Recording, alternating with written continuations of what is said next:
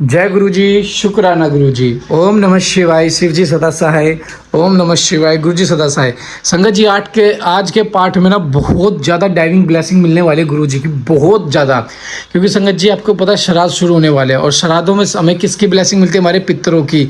जो हमारे बड़े बुजुर्ग होते हैं जिनके हम श्राद्ध निकालते हैं, जैसे खाना खीर वगैरह, हम कढ़ाई वगैरह लगाते हैं, पूरियाँ बनाते हैं, तो उनको ताकि वो खाना मिल सके और वो हमें आशीर्वाद दे। क्योंकि ये जो 15 दिन होते हैं ना श्राद्धों के, ये बहुत पवित्र दिन होते हैं। इसमें हमारे पितर हमारे घर में आते हैं और वो खाना खाते हैं और वो ब्लेस करते हैं हमें अच्छे तरीके से। और मतलब जैसे हमारे कैसे बीमारी वगैरह दूर होती है। संगत जी इस और जो श्राद्ध शुरू हो रहे हैं 7 तारीख से शुरू हो रहे हैं, 7 सितंबर से, गुरु जी के बर्थडे वाले दिन। क्योंकि जैसा कि मैं बताता हूँ संगत जी, हर 7 तारीख को गुरु जी का बर्थडे होता है, सिर्फ 7 जुलाई को नहीं होता। हर 7 तारीख गुरु जी की ब्लेस है। और 7 सितंबर तो इतनी ब्लेस हो चुके हैं, श्राद्ध का पहला दिन, पहले ही दिन जो हम लंगर सेवा करते हैं, उस लंगर को खाने, उस लंगर का भोग लगाने हमारे पितर आएंगे गुरु जी के साथ। गुरु जी देखो कितनी प्यारी ब्लेसिंग गुरु जी दे रहे हैं, कितनी प्यारी ब्लेसिंग है संगत जी। पूरा 1 साल हो गया हमें अगस्त में 7 तारीख को लंगर सेवा करते हुए। संगत जी अब स्टार्ट हो जाएगा और पहले ही जो मतलब सेकंड ईयर का फर्स्ट मंथ है, उसमें 7 सितंबर को कितनी प्यारी सेवा होगी। मतलब पितरों का भोग लगेगा संगत जी, पितर खुद भोग लगाने आएंगे, कितनी प्यारी लंगर सेवा होगी। तो जो संगत जी सेवा करना चाहे वो हमसे जरूर कॉन्टैक्ट कर लें, उनको सेवा करने का मौका जरूर मिलेगा। जय गुरु जी। शुक्राना गुरु जी। और संगत जी जैसे मैंने बताया आपको, पितरों के दिनों में संगत जी 5 दिन जो श्राद्ध चलते हैं ना, उन दिनों में आप संगत जी डेली शिव पुराण का पाठ सुनना, सुबह शाम पाठ सुनना। क्योंकि शिव पुराण का पाठ श्राद्धों में घर में सुनने से हमारे पितरों को मुक्ति मिलती है। जो हमारे पितरों को अगर कुछ पाप भी होते हैं, उन पापों से भी मुक्ति मिल जाती है। हमारे पितरों को एक ऐसे जीवन की उन्नति का प्राप्त होती है जैसे जिसकी वो हम कामना भी नहीं कर सकते। वो सिर्फ महाशिव की शरण में होते हैं और गुरु जी उन्हें ब्लेस करते हैं। तो संगत जी पाठ को जरूर सुने, एंड तक जरूर सुने। उस श्राद्धों में 2-2 टाइम, 3-3 टाइम, जितना हो सकता है 15 दिन में उतना शिव पुराण सुने। तो जय गुरु जी। शुक्राना गुरु जी। ये पाठ को शुरू करते हैं गुरु मंत्र जाप से। ओम नमः शिवाय। शिव जी सदा सहाय। ओम नमः शिवाय। गुरु जी सदा सहाय। जय गुरु जी। जय गुरु जी। हिमवान का भगवान शिव के पास लगन पत्रिका भेजना, विवाह के लिए आवश्यक सामान जुटाना, मंगलाचार का आरंभ करना, उनका निमंत्रण पाकर पर्वतों और नदियों का दिव्य रूप में आना, पुरी की सजावट था विश्वकर्मा द्वारा दिव्य मंडप एवं देवताओं के निवास के लिए दिव्य लोकों का निर्माण करवाना। नारद जी ने पूछा कि तात महाप्राज्ञा प्रभो, आप कृपा पूर्वक यह बताइए कि सप्तऋषियों के चले जाने पर हिमाचल ने क्या किया। ब्रह्मा जी ने कहा कि मुनीश्वर अरुंधति सहित उन सब ऋषियों के चले जाने पर हिमवान ने जो कार्य किया वह तुम्हें बता रहा हूँ। सप्तऋषियों के जाने के बाद अपने मेरु आदि भाई बंधुओं को आमंत्रित करके पुत्र और पत्नी सहित महामनस्वी गिरिराज हिमवान बड़े हर्ष का अनुभव करने लगे। तदंतर ऋषियों की आज्ञा के अनुसार हिमवान ने अपने पुरोहित गर्ग जी से बड़ी प्रसन्नता के साथ लगन पत्रिका लिखवाई। उस पत्रिका को उन्होंने भगवान शिव के पास भेजा। पर्वतराज के बहुत से आत्मीयजन प्रसन्न मन से नाना प्रकार की सामग्री लेकर वहां गए। कैलाश पर भगवान शिव के समीप पहुंचकर उन लोगों ने शिव को तिलक लगाया और वह लगन पत्र उनके हाथ में दिया। वहां भगवान शिव ने उन सब का यथायोग्य विशेष सत्कार किया। फिर वे सब लोग प्रसन्नचित्त हो शैलराज के पास लौट आए। महेश्वर के द्वारा विशेष सम्मानित होकर बड़े हर्ष के साथ लौटे हुए उन लोगों को देखकर हिमवान के हृदय में अत्यंत हर्ष हुआ।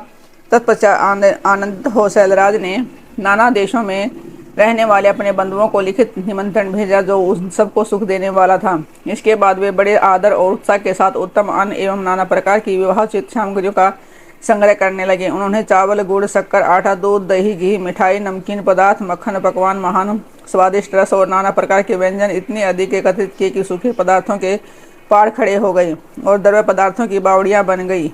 शिव के पार्षदों और देवताओं के लिए हित कर नाना प्रकार की वस्तुएं, भांति भांति के बहुमूल्य वस्त्र, आग में तपाकर शुद्ध किए हुए स्वर्ण, रजत आदि विभिन्न प्रकार के मणि रत्न, इनका तथा अन्य उपयोगी द्रव्यों का विधि पूर्वक संग्रह करके गिरिराज ने मंगलाकारी दिन में मांगलिक कृत्य करना आरंभ कर दिया। पर्वतराज के घर की स्त्रियों ने पार्वती का संस्कार किया। भांति भांति के आभूषणों से विभूषित हुई राजभवन की उन सुंदरी स्त्रियों ने सानंद मंगल कार्य का संपादन किया। नगर के ब्राह्मण की स्त्रियों ने स्वयं बड़े हर्ष के साथ लोकाचार का अनुष्ठान किया। उसमें मंगल पूर्वक भांति भांति के उत्सव मनाए गए। हर्ष भरे हृदय से उत्तम मंगलाचार का संपादन करके हिमालय भी सर्वतोभावेन बड़े प्रसन्न हुए और अपने निमंत्रित बंधु जनों के आगमन की उत्सुकता पूर्वक प्रतीक्षा करने लगे। इसी बीच में उनके निमंत्रित बंधु बांधव आने लगे। देवताओं के विवाह निवास भूत गिरिराज सुमेरु दिव्य रूप धारण करके नाना प्रकार के मणियों तथा महारत्नों को यत्नपूर्वक साथ ले अपने स्त्री पुत्रों के साथ हिमालय के घर आए। मंदराचल, अस्ताचल, उद्याचल, मल्य, दुर्धर, निषद, गंध, माहन, करवीर, महेंद्र, पारी, यातर, करोंच, पुरुषोत्तम, शैल, नील, त्रिकूट, चित्रकूट, वेंकट, श्री शैल, गोका मुख, नारद, विंध्य, कालंजर, कैलाश था अन्य पर्वत दिव्य रूप धारण करके अपने स्त्री पुरुषों के साथ बहुत सी भेंटें सामग्री ले वहां उपस्थित हुए। दूसरे द्वीपों में तथा वहां भी जो पर्वत है वे सब हिमालय के घर पधारे। शिवा और शिव का विवाह है यह जानकर सबने बड़ी प्रसन्नता से के साथ वहां पदार्पण किया। सोनभद्र आदि नंद और संपूर्ण नदियां दिव्य नारियों के रूप धारण करके नाना प्रकार के अलंकारों से अलंकृत हो शिव पार्वती का विवाह देखने के लिए आए। गोदावरी, यमुना, सरस्वती, वेणी, गंगा, नर्मदा तथा अन्य श्रेष्ठ सरिताएं भी बड़ी प्रसन्नता के साथ हिमवान के यहाँ आई। उन सब के आने से हिमालय की दिव्यपुरी सब ओर से भर गई। वह सब प्रकार की शोभाओं से संपन्न थी। वहाँ बड़े बड़े उत्सव हो रहे थे। ध्वजा पताकाएं फहरा रही थी। वंदनवारों से उनकी अधिक शोभा होती है। चारों ओर चंद्रोवेतन होने से वहाँ सूर्य का दर्शन नहीं होता था। भांति भांति की नीली पीली प्रभात वह पूरी की शोभा बढ़ाती थी। हिमालय ने बड़ी प्रसन्नता के साथ अपने यहाँ पधारे हुए सभी स्त्री पुरुषों का यथा योग्य आदर सत्कार किया और सबको अलग अलग सुंदर स्थानों में ठहराया। अनेक उपयुक्त सामग्री देकर सबको पूर्ण संतुष्ट किया। मुनि श्रेष्ठ तदंतर शैलराज हिमवान ने प्रसन्न हो महान उत्सव से परिपूर्ण अपने नगर को विचित्र रीति से सजाना आरंभ किया। सड़कों को झाड़ बुहार कर उन पर छिड़काव कराया। उन्हें बहुमूल्य साधनों से सुसज्जित एवं सुशोभित किया। प्रत्येक घर के दरवाजे पर केले आदि मांगलिक वृक्ष लगाए और उन्हें मांगलिक दर्भों से संयुक्त किया। आंगन को केले के खंभों से सजाया।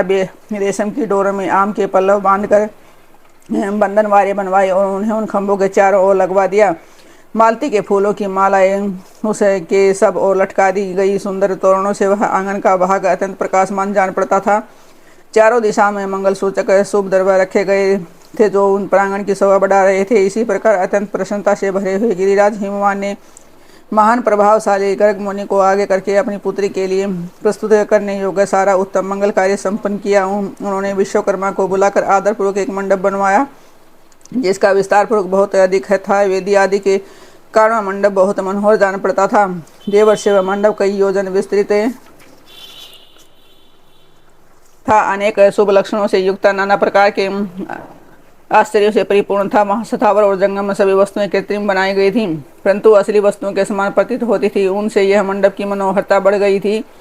वहाँ सब और ऐसी अद्भुत वस्तुएं जो उस मंडप का सर्वस्व जान पड़ती थीं। नाना प्रकार की निराली वस्तुओं का चमत्कार वहाँ छा रहा था। वहाँ की स्थावर वस्तुओं से जंगम और जंगम वस्तुओं से स्थावर पराजित हो रहे थे अर्थात वे एक दूसरे से बढ़कर शोभाशाली और चमत्कारपूर्ण दिखाई देते थे।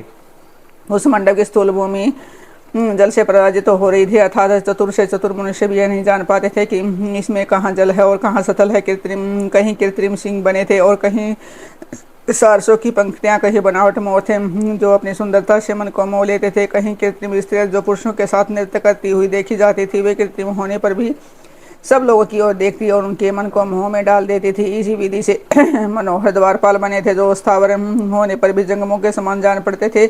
वे अपने हाथों में धनुष उठाकर उन्हें खींचे देखे जाते थे। द्वार पर कृत्रिम महालक्ष्मी खड़ी थी जिनकी रचना अद्भुत थी। वह समस्त शुभ लक्षणों से संयुक्त दिखाई देती थी। उन्हें देखकर ऐसा जान पड़ता था कि मानो अक्षर साक्षात लक्ष्मी ही आ गई हो। उस मंडप में स्थान स्थान पर सजे सजाए कृत्रिम हाथी खड़े किए गए थे जो असली हाथियों के समान ही प्रतीत होते थे। घुड़सवारों सहित घोड़े और हाथी सवारों सहित हाथी बनाए गए थे। जहाँ तहाँ हाथियों सहित रथ बने थे जो कृत्रिम अश्वों से ही खींचे जाते थे। उन्हें देखकर लोगों को बड़ा आश्चर्य होता था। इनके सिवा दूसरे कृत्रिम वाहन भी वहाँ खड़े थे। पैदल सिपाहियों की कृत्रिम सेना भी वहाँ मौजूद थी। मुने प्रसन्नचित्त वाले विश्वकर्मा ने देवताओं और मुनियों को भी मोह में डालने के लिए वहाँ ऐसी अद्भुत रचनाएं की थी। मंडप के सबसे बड़े फाटक पर कृत्रिम नंदी खड़ा था जो सूदे सप्टिक मणि के समान उज्ज्वल कांति से सुशोभित होता था। भगवान शिव के वहाँ नंदी की जैसी आकृति है वैसा ठीक वैसा ही वह भी था। वह कृत्रिम नदी के ऊपर रतन विभूषित महादिव्य पुष्पक शोभा पाता था जो पल्लवों तथा सफेद चामड़ों से सजाया गया था। उसके वाम पार्श्व में दो कृत्रिम हाथी खड़े थे जिनका रंग विशुद्ध केसर के समान था। वे 4 दांत वाले बनाए गए थे और 60 वर्ष के पाठों के समान दिखते थे। वे परस्पर स्नेह करते से प्रतीत होते थे। उनमें बड़ी चमक थी। इसी प्रकार सूर्य के समान अत्यंत प्रकाशमान 2 दिव्य अश्व भी विश्वकर्मा ने बनाए थे जो 4 से अलंकृत और दिव्य आभूषणों से विभूषित है। श्रेष्ठ रत्नमय आभूषणों से संपन्न कवचधारी लोकपाल तथा संपूर्ण देवता भी वहाँ विश्वकर्मा द्वारा रचे गए थे जो ठीक उन्हीं द्वारा लोकपाल तथा देवताओं से मिलते जुलते थे। इसी तरह बेगुआ आदि समस्त तपोधन ऋषि हनान उपदेवता और सिद्ध भी उनके द्वारा वहां निर्मित हुए थे।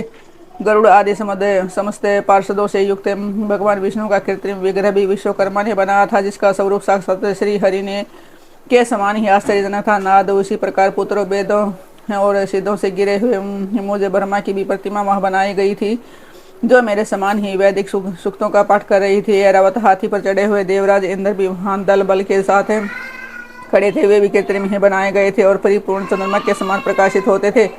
देवर से बहुत कहने से क्या लाभ है, हिमाचल से प्रेरित हुए विश्वकर्मा ने वहां शीघ्र ही संपूर्ण देव समाज के विग्रहों का निर्माण कर लिया था। इस प्रकार उन्होंने दिव्य मंडप की रचना की थी। वह मंडप अनेक आश्चर्यों से युक्त महान तथा देवताओं को भी मोह डालने वाला था। तदंतर गिरिराज हिमवान किया कैसे परम बुद्धिमान विश्वकर्मा ने देवता आदि के निवास के लिए उनके कृत्रिम लोकों का भी यत्न पूर्वक निर्माण किया। उन्हीं लोकों में उन्होंने उन देवता के लिए अत्यंत तेजस्वी परम अद्भुत और सुखदायक बड़े बड़े दिव्य मंचनों की रचना की थी। इसी तरह उन्होंने मुझ स्वयं भू ब्रह्मा के निवास के लिए एक समय में अद्भुत सत्यलोक की रचना कर डाली, जो उत्तम दीप्ति से उद्दीप्त हो रहा था। साथ ही भगवान विष्णु के लिए भी एक क्षण भर में दूसरे दिव्य वैकुंठ धाम का निर्माण कर दिया, जो परम उज्ज्वल था, नाना प्रकार के आश्चर्य से परिपूर्ण था। इसी तरह विश्वकर्मा ने देवराज इंद्र के लिए भी है अद्भुत दिव्य उत्तम एवं समस्त से संपन्न ग्रह की रचना की। अन्य लोकपालों के लिए भी उन्होंने प्रसन्नतापूर्वक बड़े सुंदर दिव्य बड़े बड़े भवन बनवाए। फिर क्रमशः समस्त देवताओं के लिए भी उन्होंने क्रमशः विचित्र ग्रहों का निर्माण किया। परम बुद्धिमान विश्वकर्मा को भगवान शंकर का महान वर प्राप्त था, इसलिए उन्होंने शिव के संतोष के लिए क्षण भर में इन सब वस्तुओं की रचना कर डाली। तदंतर उसी प्रकार भगवान शंकर के लिए उन्होंने एक शोभाशाली ग्रह का निर्माण किया, जो शिव के चिन्ह से युक्त शिवलोकवर्ती दिव्य भवन के समान ही अनुपम था। श्रेष्ठ देवताओं ने उनकी भूरी भूरी प्रशंसा की। वह परम उज्ज्वल महान प्रभापुंज से उद्भासित उत्तम और अद्भुत था। विश्वकर्मा ने भगवान शिव की प्रसन्नता के लिए वहां ऐसी अद्भुत रचना की थी, जो परम उज्ज्वल होने के साथ ही साक्षात महादेव को भी आश्चर्य में डालने वाली थी। इस प्रकार वह सारा लौकिक व्यवहार करके हिमाचल बड़ी प्रसन्नता के साथ भगवान शंभु के शुभागमन की प्रतीक्षा करने लगे। देवर से हिमालय का यह सारा आनंददायक वृत्तांत मैंने तुमसे कह सुनाया। अब और क्या सुनना चाहते हो?